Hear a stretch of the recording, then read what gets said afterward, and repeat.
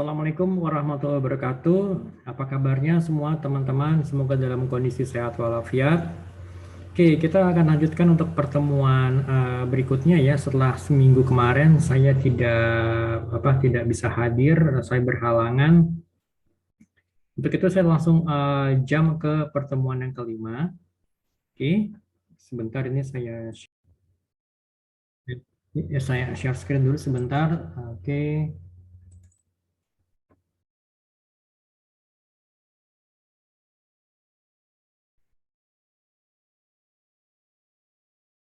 Oke, untuk di pertemuan kelima ini kita akan membahas mengenai pendugaan parameter rata-rata. Oke, di sini kita akan membahas mengenai mulai dari definisi pengertian atau definisi atau pengertian dari pendugaan parameter. Jadi pendugaan itu merupakan suatu bagian dari statistik inferensia, yaitu suatu pernyataan mengenai parameter populasi yang tidak diketahui berdasarkan dari informasi sampel random sederhana yang diambil dari populasi. Masih ingat kan populasi itu apa? Jadi ada populasi, kemudian ada sampel random gitu kan. Nah, kemudian kita lihat di sini pendugaan titik parameter populasi. Penduga itu adalah suatu statistik sampel yang digunakan untuk menduga atau memprediksi suatu parameter yang tidak diketahui. Lalu yang kedua, penduga itu adalah seluruh proses menggunakan statistik untuk menduga parameter.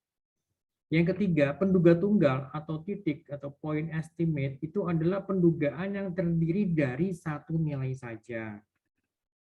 Sebagai contoh seperti ini, misalkan kalau kita lihat bagaimana konsumsi rata-rata gula setiap keluarga per bulan, nah itu adalah 12 kg, artinya X sama dengan 12 sebagai penduga atau sebagai estimator dari mu. Kalau di sini ini adalah maksudnya lambangnya lambang mu gitu ya. Nah, kemudian persentase pelanggan supermarket yang tidak puas itu sebesar 20%, yang artinya itu adalah P itu sebagai penduga dari parameter P gini loh. Oke, kita lihat di sini ada beberapa penduga dari dan juga parameter. Kalau parameter itu adalah di sini simbol mu, kemudian adalah P, kemudian kalau yang 0 ini kemudian ada garis ke kanan ini adalah sigma, kemudian yang huruf milik seperti P ini adalah rho, kemudian yang ini adalah beta gitu kan ya. Nah, kemudian kalau kita penduga itu adalah ada X, ada P, ada S, ada R dan juga B. Oke ya, kita lihat detailnya masing-masing ya. Kemudian kita lihat sini untuk pendugaan interval. Pendugaan tunggal yang terdiri dari satu angka tidak memberikan gambaran mengenai berapa jarak atau selisih nilai penduga tersebut terhadap nilai yang sebenarnya. Lalu yang kedua, jika kita menginginkan suatu pengukuran yang objektif mengenai derajat kepercayaan kita terhadap ketelitian pendugaan, maka kita sebaiknya menggunakan pendugaan interval atau interval estimation. Pendugaan ini akan memberikan nilai-nilai statistik dalam suatu interval dan bukan nilai tunggal sebagai penduga parameter. Pendugaan interval atau selang ini merupakan pendugaan berupa interval yang dibatasi oleh dua nilai yang disebut dengan nilai batas bawah dan nilai batas atas. Yang keempat, pendugaan interval ini akan merupakan interval kepercayaan atau interval keyakinan atau confidence interval yang dibatasi oleh batas keyakinan atas, upper confidence limit, dan juga batas keyakinan bawah atau lower confidence limit. Untuk membuat pendugaan interval ini ya harus ditentukan terlebih dahulu koefisien keyakinan ataupun tingkat keyakinan yang diberi dengan simbol 1 minus alfa gitu ya. Ini ya, ini adalah maksudnya lambangnya lambang alfa gitu kan. Oke. Kita lihat misalnya ada beberapa contohnya, misalnya yang contoh sebelah kiri ini adalah misalnya 1 minus alfa itu adalah 0,9. Berarti alfanya itu adalah 1 dikurang 0,90. Berarti alfanya itu adalah sama dengan 0,1 yang which is sama dengan 10%. Kemudian kalau nilai alfa ini kita bagi 2 itu adalah 0,05. Jadi kalau kita masukkan ke dalam nilai ke dalam tabelnya ini, tabel normal ini, berarti nilai itu sama dengan 1,645. Ini berarti untuk koefisien keyakinannya.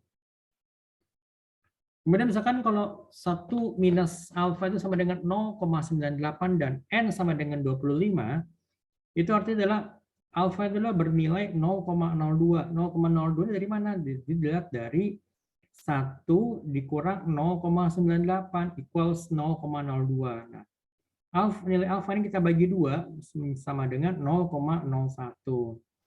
So, dengan demikian, kalau kita lihat sini adalah dilihat dari tabel distribusinya, maka itu nilai T-nya itu adalah 2,492, gitu kan.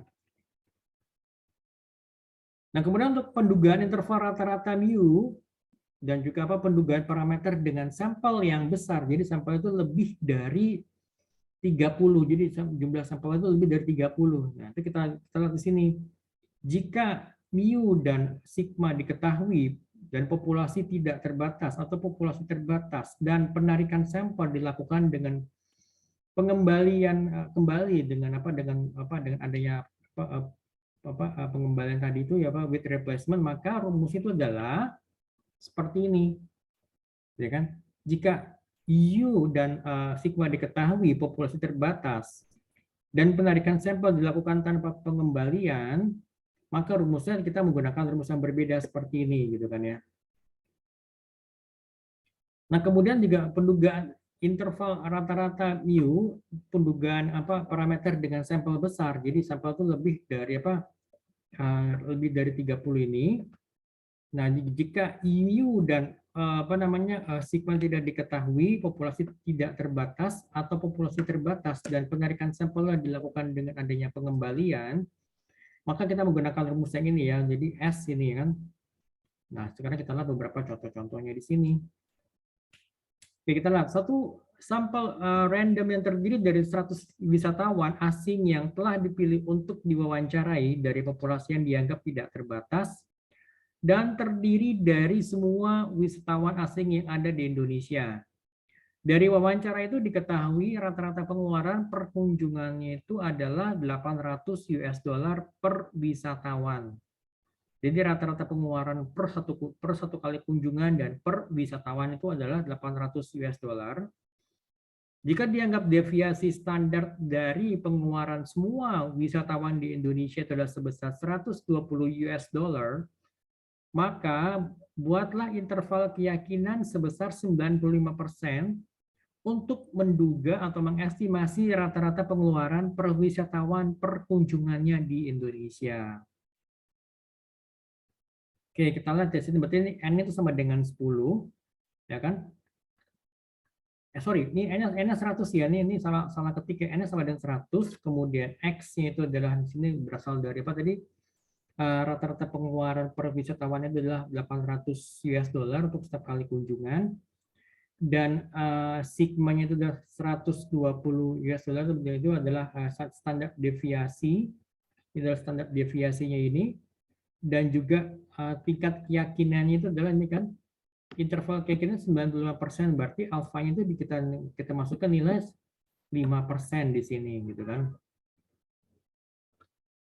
Oke, di sini setelah kita hitung, berarti sini pengeluarannya itu, pengeluaran untuk rata-ratanya itu, pengeluaran rata-rata, ini kan rata-rata pengeluaran per wisatawan dan per kunjungan yang di Indonesia itu adalah berkisar antara 776,48 ya, paling ingat ya, katakanlah misalnya dibulatkan dari 776,5 sampai dengan 823,52 atau 823,5 gitu kan. Nah, ini setelah kita masukkan semua rumus-rumusnya di sini, ini N sama dengan 100 ya. Kita masukkan semua dalam rumusnya ke sini, kita menggunakan tabel, nanti didapatlah ini hasilnya seperti ini gitu kan. Lalu yang kedua, ini untuk pendugaan parameter yang dengan sampelnya kecil. Jadi sampelnya sampelnya adalah kurang dari 30. Jika mu dan sigma ini tidak diketahui, populasi terbatas dan penarikan sampelnya dilakukan tanpa adanya pengembalian, jadi tanpa tidak replacement, maka rumusnya yang digunakan tuh adalah seperti ini gitu kan. Oke, nah, contohnya, misal diketahui data tinggi dari beberapa mahasiswa, ada apa, tinggi 159, 161, 157, 155, dan 163. Dengan interval keyakinannya sebesar 90%, maka diperkirakan rata-rata mahasiswa seluruhnya berapa tingginya. Oke, kita lihat di sini. Misalkan tadi kan jumlah N-nya, jumlah mahasiswa kan ada 5. Kemudian confidence level kan 90% kan, tingkat keyakinannya, interval keyakinannya 90%, berarti alfanya sama dengan 10%. Kemudian V-nya ini kan berarti kan dari sini nih kan, V-nya itu adalah rumus ini kan, derajat bebas.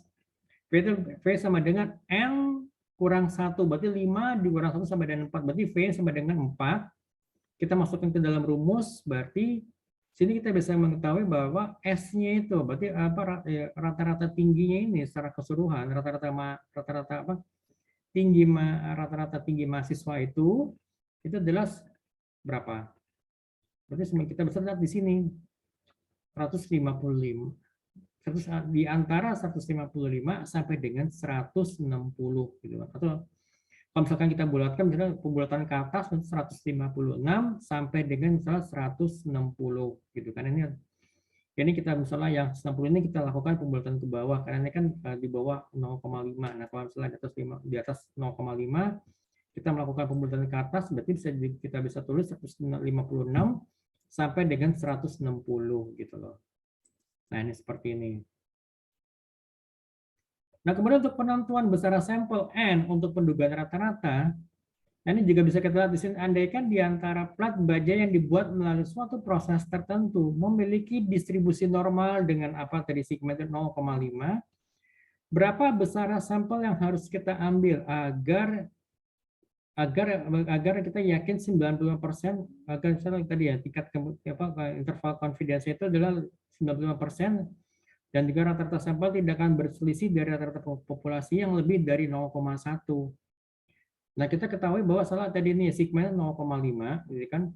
Kemudian tadi untuk yang interval keyakinan adalah 95%, berarti alfa sama dengan 0,05, dan E-nya adalah 0,1 dari mana? Diambil dari sini.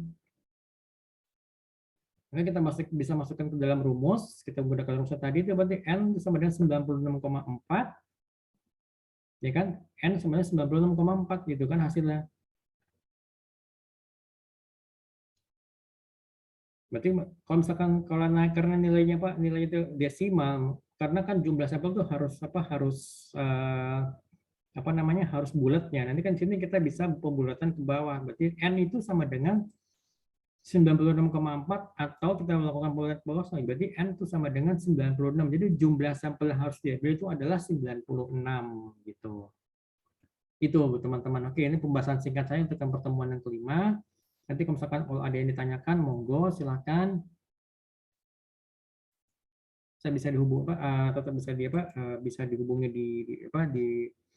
di grup ataupun japri ke saya, silakan. Dan juga jangan lupa untuk teman-teman yang masih belum mengumpulkan tugas, ditunggu secepatnya untuk untuk tugas-tugasnya yang belum dikumpulkan gitu ya. Tugas dikumpulkan melalui email ke saya ya, jadi tidak dikumpulkan di MyBest gitu ya. Oke. Sekian dari saya semuanya. Terima kasih banyak. Assalamualaikum warahmatullahi wabarakatuh.